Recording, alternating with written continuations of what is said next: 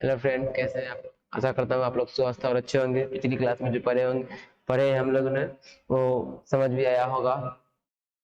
पिछली क्लास में जो हम लोग पढ़े थे उसको एक बार फिर से रिवाइज कर लेते हैं। चलिए, पिछली क्लास में हम लोग क्या पढ़े थे?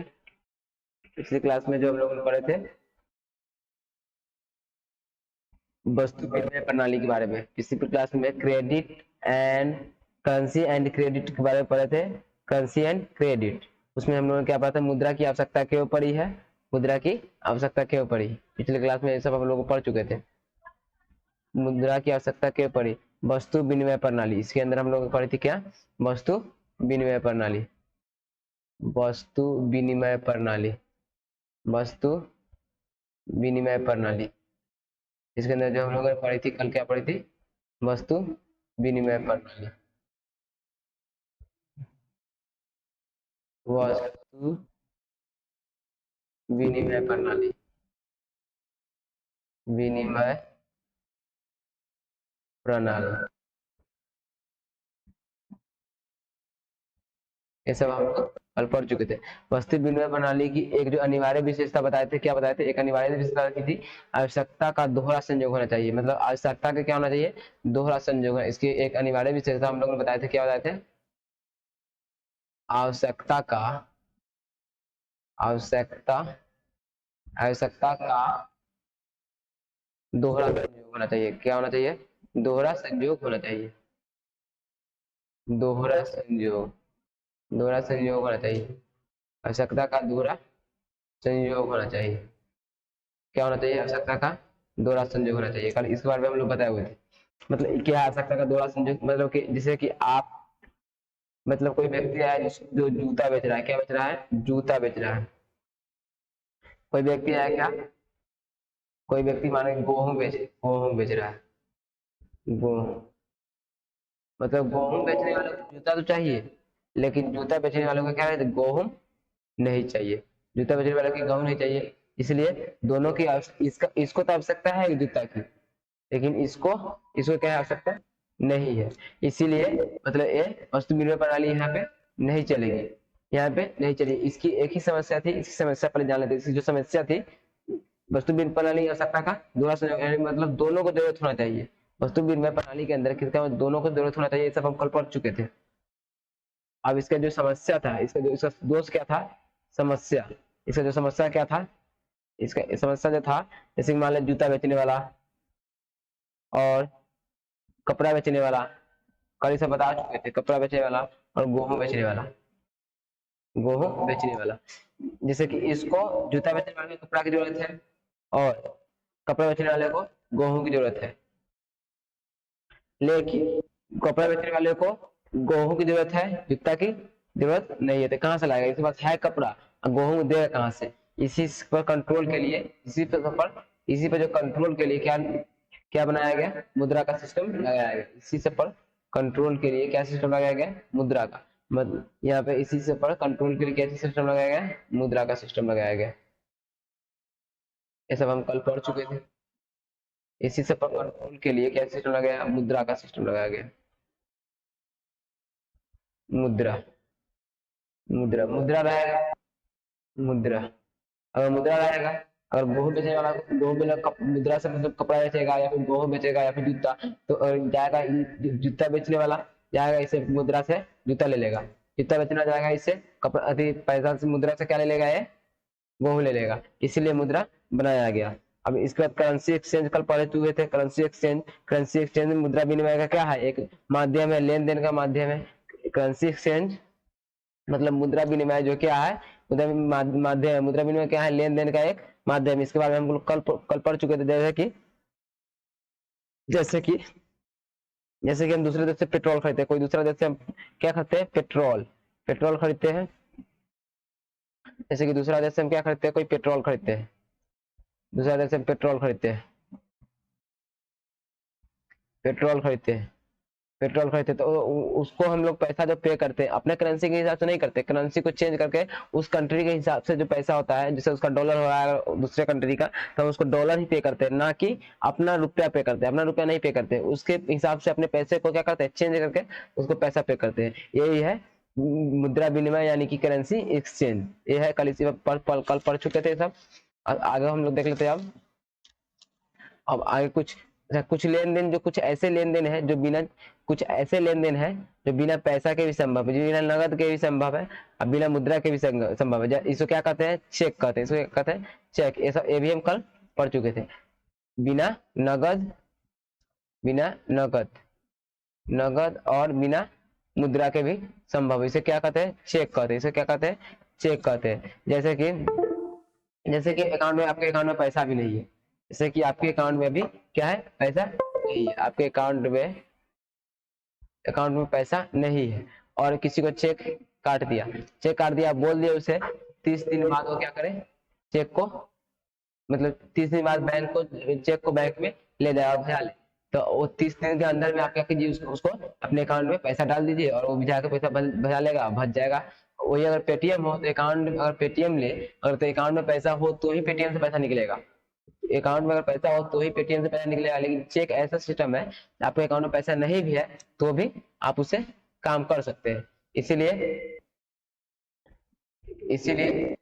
ये बिना नगद के भी, बिना चेक से काम कर सकते हैं। इसके बाद आगे हम लोग क्या पढ़ा था, इसके बाद आगे हम लोग क्या पढ़ा था, आगे जो हम लोग पढ़ा था मांग का नियम, मतलब आगे जो हम लोग पढ़ा था,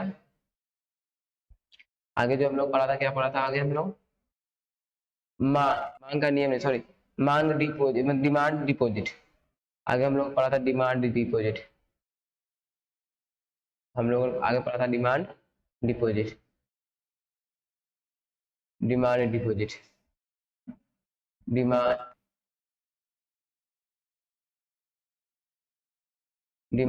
डिपोजिट,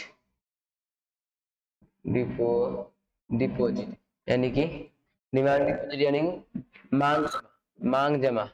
कल इसके बारे में हम लोग पढ़ते हैं, मांग जमा के बारे में हम लोग कल पढ़ चुके थे। मांग जमा क्या, जैसे कि आपके अकाउंट, जैसे बैंक है, आई कोई व्यक्ति यानी कि कोई आदमी है, ठीक है, इसका इस बैंक में कितना जमा, 5,000 रुपया यानी 10-15,000 रुपया जमा है, ठीक है, 15,000 रुपया क्या है, जमा है। इसको क्या है, इसको जरूरत पड़ा कितना का, 5,000 का क्या पड़ा, 5,000 का जरूरत पड़ा, 5,000 का, 1,000 का जरूरत पड़ा, तो इसे बैंक से मांग करेगा तो ही इसको पैसा मिलेगा। अगर जो बैंक से मांग करेगा तो ही नहीं पैसा मिलेगा, अपने आप दे देगा। इसीलिए जो इसको 5,000 निकाल कर दे दिया, इसी को कहते हैं डिमांड डिपॉजिट और मांग जमा। इसी को कहते हैं डिमांड डिपॉजिट और मांग जमा। तब मुद्रा का महत्वपूर्ण लक्षण क्या है, क्वेश्चन पूछा गया था एसएससी में। मुद्रा का महत्वपूर्ण लक्षण, महत्वपूर्ण लक्षण क्या है, चेक है। मुद्रा का महत्वपूर्ण लक्षण चेक है, मुद्रा का महत्वपूर्ण लक्षण चेक है। इसके बारे में कल हम पढ़ चुके थे। अगला फिर क्या पढ़े थे, क्रेडिट पर थे, क्रेडिट के बारे में पढ़ते, तो क्रेडिट वाले के बाद दोनों पक्षों को द्वारा शर्तों के आधार पर पैसे दिया जाता है, उसी को हम क्या कहते हैं, क्रेडिट कहते हैं या ऋण कहते हैं। दोनों पक्षों के आधार पर जो पैसे दिया जाता है, दोनों पक्षों के आधार पर जो पैसे दिया जाता है उसी को हम लोग ऋण या फिर क्रेडिट कहते हैं। ये सब हम लोग कब पढ़ चुके थे। अच्छा, लोन लेने के लिए यहाँ पे एक और पॉइंट है, लोन लेने के लिए, हम लोन लेते हैं, लोन लेने के लिए क्या क्या शर्तें हैं, लोन लेने के लिए क्या क्या शर्तें हैं, क्या क्या शर्तें, ठीक है, इसको हम देख लेते हैं। सबसे पहले लोन लेने के दोनों की सहमति होनी चाहिए। पहला, दोनों की क्या होना चाहिए, सहमति। दोनों की क्या होना चाहिए, सहमति होना चाहिए, दूसरा ब्याज दर निश्चित होना चाहिए। ब्याज दर क्या होना चाहिए, ब्याज दर निश्चित होना चाहिए, ब्याज दर निश्चित होना चाहिए। तीसरा ब्याज दर निश्चित होना चाहिए। तीसरा, गिरवी, मतलब कुछ रखना भी, वहां पे कुछ देना होगा तो होगा नहीं, और गिरवी रखने के लिए भी कुछ चाहिए, यानी कि सिक्योरिटी के रूप में भी कुछ चाहिए। मतलब आप लोन लिए और आप पैसा नहीं जमा कर पाए तो बैंक आपको क्या करेगी, सरकार जो है आपके घर को नीलाम कर सकती है। सिक्योरिटीज यानी गिरवी के रूप में कुछ होना चाहिए। गिरवी के रूप में। फोर्थ नंबर में है कागजात। आपको कागजात पूरा होना चाहिए, कागजात पूरा होना चाहिए, कागजात जो है पूरा होना चाहिए, तो ही आपको डॉक्यूमेंट जो है पूरा होना चाहिए, तो ही आपको लोन मिलेगा। फिफ्थ नंबर जो है हमारा भुगतान के लिए तरीके। भुगतान के लिए तरीके, जो किस्त पर लीजिएगा, ईएमआई पे लीजिएगा, 6 महीने की किस्त, 5 महीने की किस्त, 1 मंथ की किस्त, 1 वीक की किस्त, 7 महीने की किस्त, कौन सा किस्त पर लेते हैं आप, ये होना चाहिए। मतलब भुगतान की तरीके, भुगतान के जो है भुगतान के क्या होना चाहिए, तरीके, भुगतान के तरीके, मतलब जैसे भुगतान के तरीके में बता देते हैं आपको, जैसे कि किस्त या फिर ईएमआई पे लीजिएगा, क्या लीजिएगा, वही किस्त या ईएमआई। नहीं, आपकी किस्त आप पैसा जमा कीजिएगा, आप जो लोन ले रहे हैं कीजिएगा 1 मंथ, 2 मंथ, 5 मंथ, 8 मंथ या वीक पर कीजिएगा, मतलब ये सब शर्तें होती है लोन के लिए। चलिए अभी तुम एक सब हम लोग देख चुके हैं, तो आगे हम लोग देख लेते हैं। आगे जो हमारा है, आगे हम देख लेते हैं। आगे ऋण के लिए दो कंडीशन होती है, एक होती है फायदा। ऋण के लिए कितनी कंडीशन होती है, दो कंडीशन। ऋण के लिए दो कंडीशन होती है। ऋण के लिए, ऋण है उसमें क्रेडिट के लिए, ऋण के लिए दो कंडीशन होती है। एक कंडीशन क्या है, फायदा,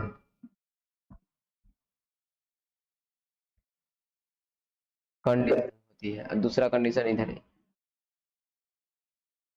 जो हो गया हमारा दूसरा कंडीशन, दूसरा कंडीशन, दूसरा कंडीशन। इसमें हो गया हमारा फायदा, इसमें फायदा। दूसरा में हो गया नुकसान, दूसरा में क्या हो गया, नुकसान, नुकसान। दूसरा में क्या हो गया, नुकसान। जैसे कि फायदा में एक होता है जैसे भौतिक पूंजी, आपको मैं बता देता हूँ, जैसे कि भौतिक पूंजी, इसमें एक हो गया भौतिक पूंजी, भौतिक पूंजी, भौतिक पूंजी, भौतिक पूंजी। भौतिक पूंजी कितने प्रकार के होते हैं, दो प्रकार के होते हैं भौतिक पूंजी। भौतिक पूंजी कितने प्रकार के होते हैं, दो प्रकार के होते हैं। भौतिक पूंजी तो एक स्थिर पूंजी होता है, स्थिर, स्थिर, स्थिर पूंजी, स्थिर पूंजी, और स्थिर पूंजी, और कार्यशील पूंजी, और कार्यशील पूंजी, कार्यशील पूंजी, कार्यशील, स्थिर पूंजी और कार्यशील पूंजी। जैसे कि स्थिर पूंजी क्या है, जैसे कि स्थिर पूंजी आप घर बनाने के लिए, फैक्ट्री बनाने के लिए, फैक्ट्री बनाने के लिए, या फिर हॉस्पिटल, हॉस्पिटल बनाने के लिए, हॉस्पिटल बनाने के लिए, या फिर स्कूल बनाने के लिए जो लोन लेते हैं, वो होता है स्थिर पूंजी। वो क्या होता है, स्थिर पूंजी। और कार्यशील पूंजी, जैसे कि आप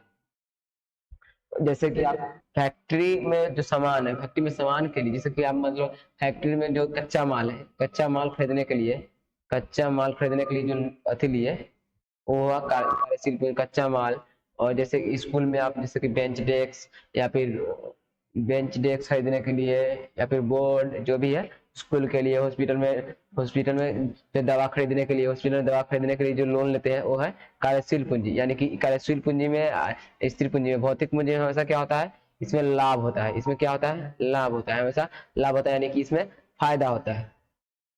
अब भौतिक पूंजी कितने प्रकार होते हैं, भौतिक पूंजी दो प्रकार के होते हैं, स्थिर पूंजी और कार्यशील पूंजी। स्थिर पूंजी जो घर बनाने के लिए, फैक्ट्री बनाने के लिए, हॉस्पिटल बनाने के लिए जो लोन लेते हैं, वह स्थिर स्थिर पूंजी। और जो आगे व्यापार करने के लिए जो लोन लेते हैं, जो आगे व्यापार करने के लिए, जैसे कि कच्चा माल खरीदने के लिए, कच्चा माल खरीदने के लिए, या फिर और भी सामान है, जैसे कि व्यापार करने, कपड़ा खरीदने के लिए, जैसे कि आप कोई कपड़ा कपड़ा फैक्ट्री है, कपड़ा खरीदने के लिए जो लोन लेता है, एडवांस में जो लोन लेता है, वह है क्या, कार्यशील पूंजी। वह कौन सा पूंजी है, कार्यशील पूंजी है। नुकसान में क्या है, जैसे कि कोई किसान है, जैसे कि कोई किसान है, जैसे कि किसान लोन लिया, जैसे किसान, कोई किसान क्या किया, किसान लोन लिया, किसान लोन लिया, क्या लिया, किसान जो है क्या किया, लोन लिया। और जो किसान लोन लिया, तो वो लोन लिया इस बार, और कहा क्या, मतलब मैं अगले जो फसल उसका अच्छा होगा, तो उसमें उसमें उसको 6 महीने, अगले 6 महीने में फसल उसका अच्छा होगा, तो किस्त क्या लौटा देगा, किस्ती भाई उसको लोन को लौटा देगा। लेकिन मौसम खराब होने की वजह से, मौसम मौसम मौसम के खराब होने की वजह से उसका मतलब खेती अच्छा नहीं हुआ, तो क्या हुआ, उसका उसका तो नुकसान हो गया ना, उसका क्या हो गया, खेती अच्छा नहीं हुआ तो उसका क्या हो गया, नुकसान हो गया, नुकसान हो गया, नुकसान हो गया। तो ये हो गया नुकसान हो गया इसका। तो यह होगा नुकसान। दो कंडीशन होता है, एक फायदा, दूसरा हो गया नुकसान। जैसे कि फिर किसान क्या करेगा, फिर लोन लेगा, फिर अगली खेती के लिए, मतलब खेती साल भर में 2 बार होता है ना, 6 मंथ अगले फिर खेती के लिए लिया, तो फिर जब अगले बार खेती जब अच्छा होगा तो क्या करेगा, वो उस जो फसल को है उसको बेच के, और उस जो खेती जब अच्छा होगा तो उस फसल को क्या करेगा, बेच के, बेच के, तो फिर क्या करेगा, लोन सुधारेगा। ये हो गया कौन सा, तो लोन जब सुधारेगा तो ये हो गया नुकसान हो गया। ये यही कंडीशन होता है। चलिए अब हम लोग आज का टॉपिक, मेन टॉपिक है ये, तो पिछले टॉपिक ही आरबीआई का ही था। अब आज हम लोग आज का टॉपिक शुरू करते हैं, type of economy. Type of economy आज का टॉपिक हम लोग शुरू करते हैं। आज का टॉपिक हम लोग शुरू करते हैं, type of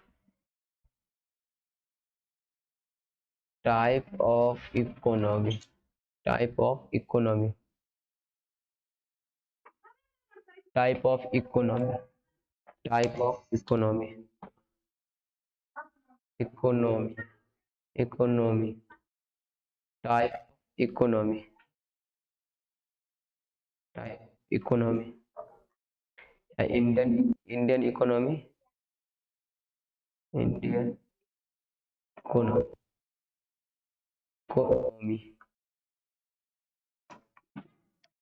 economic sector, economy, economy, economic sector, economic sector, economic sectors.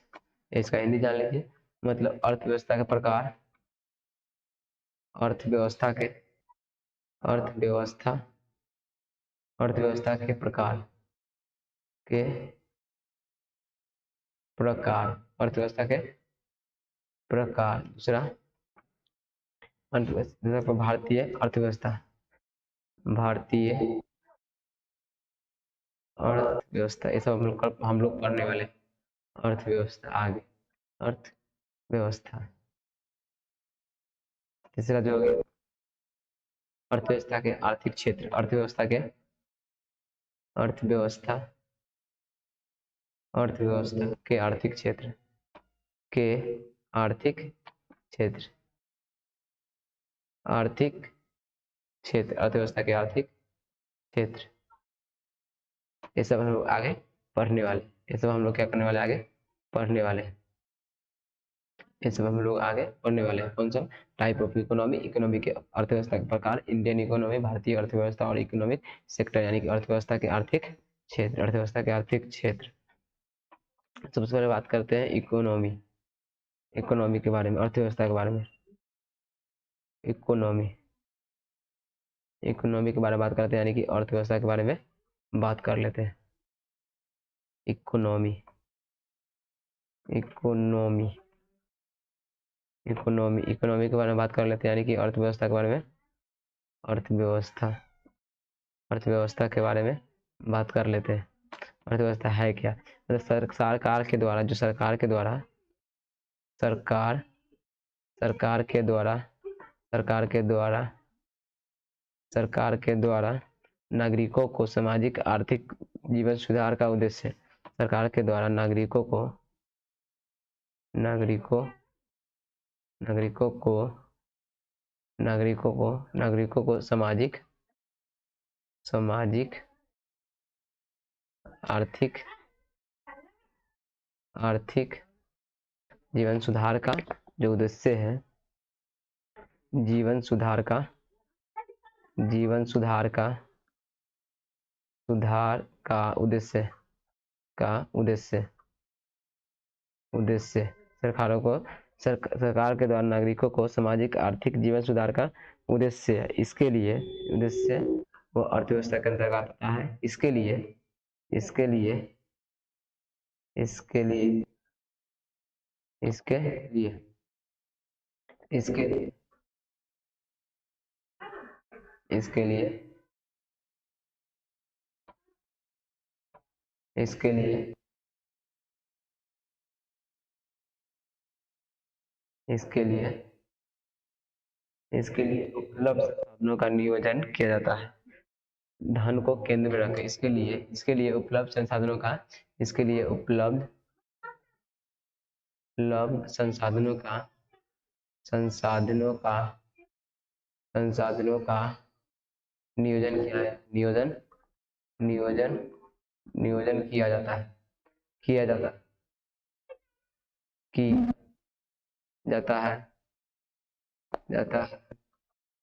धन को केंद्र में रखकर धन को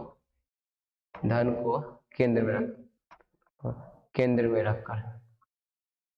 में रखकर अर्थव्यवस्था का डिफिनेशन यही है, धन को केंद्र में रखकर। एक बार देख लीजिए, थोड़ा इधर उल्टा लिखा गया। सरकार के द्वारा नागरिकों को सामाजिक आर्थिक जीवन सुधार का उद्देश्य, इसके लिए उपलब्ध संसाधनों का नियोजन किया जाता है, धन को केंद्र में रखकर। जैसे कि आपको हम बता देते हैं, जैसे कि फादर की जो मासिक इनकम कितना है, 50,000। फादर की मासिक इनकम 50,000, ठीक है। फादर की मासिक इनकम कितना है, 50,000। तो बीमारी या खेती या बीमारी में उनका कुछ खर्चा होता है, कुछ घर में खर्चा होता है, कुछ क्या चीज़ घर में खर्चा होता है, और कुछ जो है कहाँ खर्चा होता है, स्कूल का फीस में खर्चा होता है। यानी कि फीस मतलब स्कूल में जो फीस जमा करना होता है उसमें खर्चा होता है। कुछ बिजली बिल में खर्चा होता है, कुछ किस में खर्चा होता है, कुछ बिजली बिल में खर्चा होता है, कुछ बिजली बिल में खर्चा होता है, कुछ बिजली बिल में, कुछ ईएमआई है तो ईएमआई में खर्चा होता है, कुछ ईएमआई में खर्चा होता है, जो संसाधन उपलब्ध है, जैसे हमारे पिता के पास, जैसे हमारे पापा के पास जो संसाधन उपलब्ध है, जैसे जो संसाधन हमारे पास उपलब्ध है, जो संसाधन हमारे पास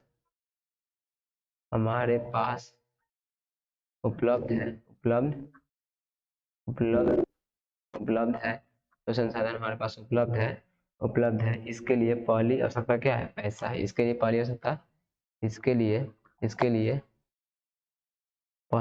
क्या है, पहली आवश्यकता क्या है,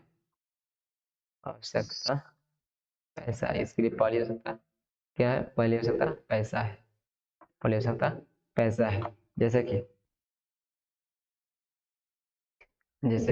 हमारे देश को पैसा कहाँ से आता है, जैसे कि हमारे देश जो हमारा देश है, एग्जाम्पल के जैसे कि हमारा देश है, देश को पैसा कहाँ से आता है, देश को जो पैसा आता है कहाँ से आता है, देश को पैसा आता है कहाँ से आता है, एक तो आता है संसाधन से, एक आता है संसाधन से, दूसरा आता है टैक्स, दूसरा कैसे आता है, टैक्स से आता है। हमारे देश का बजट जो है, हमारे देश का प्रत्येक साल बजट चेंज होते रहता है। जैसे कि इस साल का हमारे देश का बजट कितना है, जैसे हमारे देश का बजट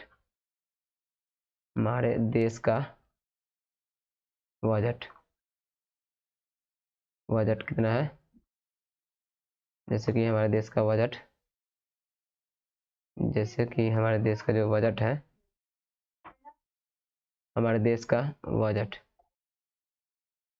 जैसे कि हमारे देश का जो बजट है 1,000 करोड़ है, 1,000 करोड़ है, 1,000 करोड़ है, 1,000 करोड़ है। इसमें से ट्रेड के ऊपर कितना खर्चा होगा, 2 करोड़ हो गया। ट्रेड के ऊपर 2 करोड़ खर्चा, बिजली के ऊपर 5 करोड़ खर्चा हो गया, बिजली के ऊपर 500 करोड़ खर्चा हो गया, 500 करोड़ खर्चा हो गया। और शिक्षा के ऊपर बहुत कम खर्चा होता है हमारे भारत में, शिक्षा के ऊपर मात्र 100 करोड़ खर्चा हो गया। और हेल्थ के ऊपर मतलब हॉस्पिटल में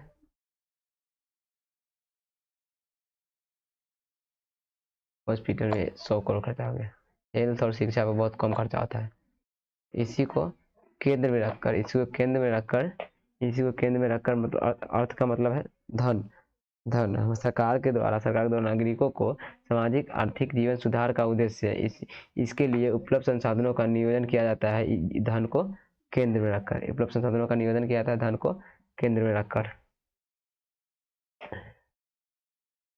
धन को केंद्र में रखकर धन की व्यवस्था का उसका यूज करना चाहिए। धन की व्यवस्था का धन की जो अर्थव्यवस्था का जो है उसका यूज सही ढंग से करना चाहिए। यहाँ पे जो अर्थव्यवस्था का जो यूज है सही ढंग से करना चाहिए। अच्छा, अब नेक्स्ट पॉइंट हम लोग देख लेते हैं।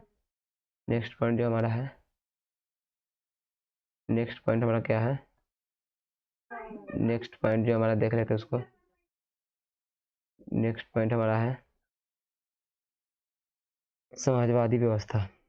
समाजवादी समाजवादी समाजवादी समाजवादी व्यवस्था। नेक्स्ट पॉइंट जो हमारा है समाजवादी व्यवस्था है। नेक्स्ट पॉइंट हमारा कौन सा है? समाजवादी व्यवस्था, समाजवादी अर्थव्यवस्था, सॉरी अर्थव्यवस्था। समाजवादी अर्थव्यवस्था मतलब socialist economics, socialist socialist socialist economy socialist economy या central economy, central economy socialist economy या सेंट्रल इकोनॉमी। इसकी जो एक विशेषता है, इसका विशेषता अनेक विशेषता है। इसकी जो एक विशेषता है संसाधनों पर सरकार का अधिकार। संसाधनों पर सरकार का अधिकार और सरकार का अधिकार सरकार का अधिकार सरकार का अधिकार संसाधनों पर सरकार का अधिकार। संसाधनों पर किसका अधिकार? संसाधनों को सरकार का अधिकार। जैसे कि आप यहाँ बता देते हैं, जैसे कि एग्जाम्पल में आपको बता देते हैं 1947 से पहले 1947 के समय जो हमारा भारत क्या हुआ था, आज़ाद हो गया। आज़ादी के बाद 1947 के बाद भारत हमारा क्या हो गया? आज़ाद हो गया था। आज़ादी के बाद जो जितने भी बैंक थे उसको क्या कर दिया गया था? नेशनलाइज करना शुरू हो गया था। नेशनलाइज करना शुरू हो गया था। उसको सभी बैंक को क्या कर दिया गया था? राष्ट्रीयकृत करना शुरू कर दिया गया था। राष्ट्रीयकृत करना शुरू हो गया था। राष्ट्रीयकृत करना शुरू हो गया था। और 1900 बताते हैं आपको 1947 से 1990 85 तक 1985 90 तक 1947 से 1985 85 के आसपास में 85 90 के आसपास में जो हमारे देश में व्यवस्था थी वह समाजवादी अर्थव्यवस्था थी। समाजवादी अर्थव्यवस्था थी। समाजवादी अर्थव्यवस्था थी। समाजवादी अर्थव्यवस्था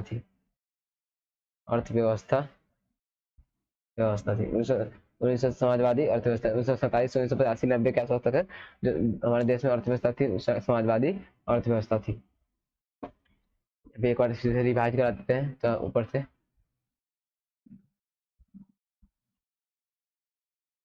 जैसे कि यहाँ पे देख लीजिए समाजवादी अर्थव्यवस्था जो हमारा नेक्स्ट पॉइंट था, इसको इंग्लिश में कहते हैं सोशलिस्ट इकोनॉमी और या सेंट्रल इकोनॉमी। इसकी जो एक विशेषता है संसाधनों पर सरकार का अधिकार। इसकी जो एक विशेषता है संसाधनों पर किसका अधिकार?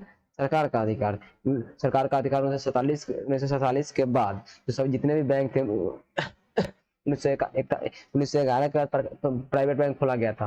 1911 के बाद ही प्राइवेट बैंक खोला गया था। 1947 के बाद जितने भी बैंक थे सभी बैंकों को क्या कर दिया गया था? नेशनलाइज करना शुरू कर दिया गया था।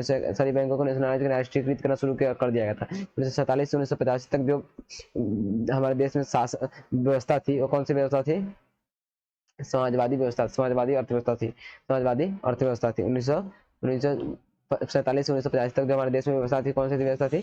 समाजवादी अर्थव्यवस्था थी। हम लोग देख लेते हैं नेक्स्ट। अच्छा 1990 के समय जो 1990 के समय में जो हमारा नेक्स्ट है 1990 के बाद अभी तक जो व्यवस्था चल रहा है, वर्तमान में भी जो व्यवस्था चल रहा है 1990 के बाद, वर्तमान में जो 1990 के बाद 1990 के बाद 1990 के बाद सरकार और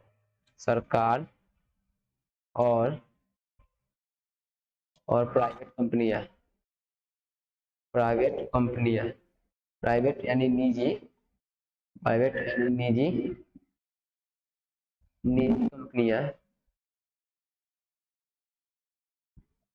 कंपनियां दोनों को क्या कर दिए, दोनों की भागीदारी होने लगी। सरकारी और प्राइवेट कंपनियां दोनों की क्या होने लगी, दोनों की भागीदारी होने लगी। भागीदारी होने लगी।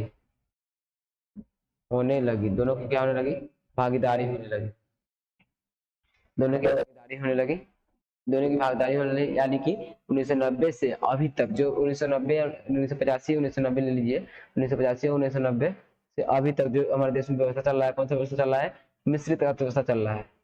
मिश्रित यानी कि दोनों के मिलजुल की भागीदारी, वही मिश्रित अर्थव्यवस्था। मिश्रित अर्थव्यवस्था अभी तक चल रहा है, मिश्रित अर्थव्यवस्था। मतलब 1990 के बाद सरकार और प्राइवेट निजी कंपनियां जो है दोनों की भागीदारी होने लगी, दोनों आपस में मिलने लगे। तो इससे क्या हुआ, मिश्रित अर्थव्यवस्था होने लगी। मिश्रित अर्थव्यवस्था में मतलब परिवर्तित, समाजवादी अर्थव्यवस्था से मिश्रित अर्थव्यवस्था में परिवर्तित होने लगे, व्यवस्था में परिवर्तित होने लगे। अभी जो चल रहा है वर्तमान में मिश्रित अर्थव्यवस्था ही चल रहा है। अब हम लोग किस अर्थव्यवस्था की ओर जा रहे हैं, अग्रसर हो रहे हैं, पूंजीवादी अर्थव्यवस्था की ओर अग्रसर हो रहे हैं। जैसे नरेंद्र मोदी जी जो है, हमारे जो नरेंद्र मोदी जी पीएम साहब, नरेंद्र मोदी जी जो है, हमारे नरेंद्र मोदी जी क्या करते हैं, नरेंद्र मोदी जी जो है सभी कंपनी को क्या कर रहे हैं, प्राइवेट कर रहे हैं। जैसे कि नरेंद्र मोदी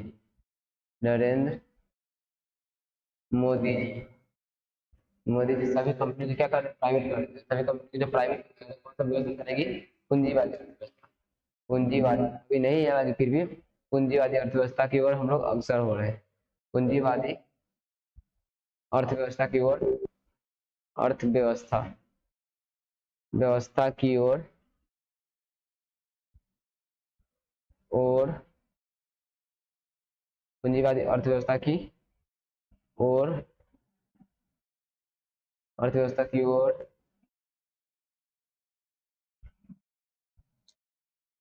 और अग्रसर हो रहे हैं। क्या हो रहे हैं, अग्रसर हो रहे हैं। पूंजीवादी अर्थव्यवस्था की ओर क्या हो रहे हैं, अग्रसर हो रहे हैं। मतलब ये हम किस व्यवस्था की ओर जा रहे हैं, पूंजीवादी अर्थव्यवस्था के अंदर। दूसरा जो है हमारे देश में क्या, कौन सा विशेषता समाजवादी व्यवस्था का, मतलब समानता। दूसरा क्या है, समानता। मतलब जैसे कि अपने आप ले सकते हैं समानता। जैसे कि आप बताते हैं, जैसे हॉस्पिटल है, सरकारी हॉस्पिटल में गरीब भी जाता है, अमीर भी जाता है, सभी को समान इलाज होता है। लेकिन जिसके पास पैसा है वो प्राइवेट में भी जा सकता है, जिसके पास पैसा नहीं है वो तो सरकारी में ही नहीं जाएगा, कहाँ जाएगा। इसलिए और यह हमारे देश में दूसरा विशेषता क्या, समाजवादी व्यवस्था का, समानता। तीसरा विशेषता जो है, तीसरा जो विशेषता, लो कंपटीशन। यहाँ पे कंपटीशन बहुत कम है, कंपटीशन लो कंपटीशन। समाजवादी व्यवस्था का समय कंपटीशन बहुत कम था, अभी कंपटीशन बहुत हाई हो गया है। बहुत बहुत बहुत कम प्रतिस्पर्धा प्रतिस्पर्धा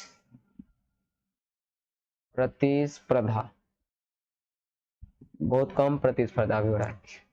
अभी नहीं, मतलब अभी तो बहुत हाई है उस समय समाजवादी व्यवस्था के समय। तीसरे जो इसका व्यवस्था थी, चौथी चौथी जो इसकी व्यवस्था थी, आर्थिक नियोजन। आर्थिक नियोजन, अधिक नहीं, आर्थिक है। आर्थिक नियोजन, आर्थिक नियोजन, आर्थिक आर्थिक नियोजन। आर्थिक नियोजन, आर्थिक नियोजन,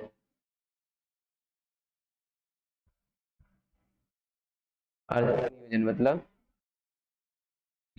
आर्थिक नियोजन, जैसे कि आपको बताते हैं आर्थिक नियोजन, जैसे कि पहले के समय में जो आर्थिक नियोजन का मतलब है economic plan, economic plan, economic, economic plan, इन प्लान मतलब कि योजना बनाना, जैसे कि योजना बनाना, क्या बनाना, योजना बनाना, योजना, योजना बनाना, योजना बनाना, बनाना, योजना बनाना, योजना बनाना, क्या बनाना, योजना बनाना, योजना बनाना, योजना बनाना, एक आर्थिक नियोजन मतलब योजना बनाना,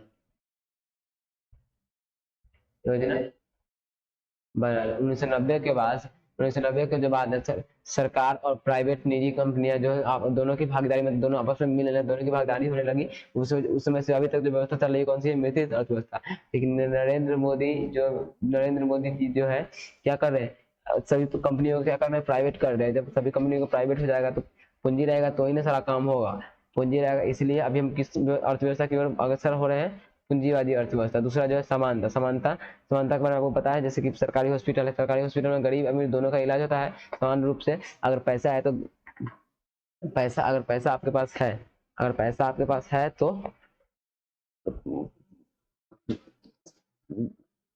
पैसा अगर आपके पास है तो प्राइवेट में जा सकते हैं, नहीं तो सरकारी में इलाज करा सकते हैं। लो कंपटीशन, उस समय जो व्यवस्था थी, लो कंपटीशन, मतलब बहुत कम कंपटीशन थी। लेकिन अभी बहुत ज्यादा, समाजवादी व्यवस्था के समय जो थी बहुत कम कंपटीशन थी अभी, लेकिन अभी बहुत ज्यादा हाई है। आर्थिक नियोजन, आर्थिक नियोजन का मतलब इकोनॉमी प्लान, आर्थिक नियोजन का मतलब इकोनॉमी प्लान, प्लान बनाना, प्लान बनाना। आर्थिक नियोजन का मतलब इकोनॉमी प्लान, यानी कि प्लान बनाना है। आर्थिक नियोजन का मतलब क्या हुआ, इकोनॉमी प्लान, मतलब प्लान बनाना। अब आगे हम लोग क्या पढ़ने वाले हैं, आगे जो हम लोग पढ़ने वाले हैं निजी क्षेत्रों की भूमिका, आर्थिक नियोजन यानी प्लान बनाना।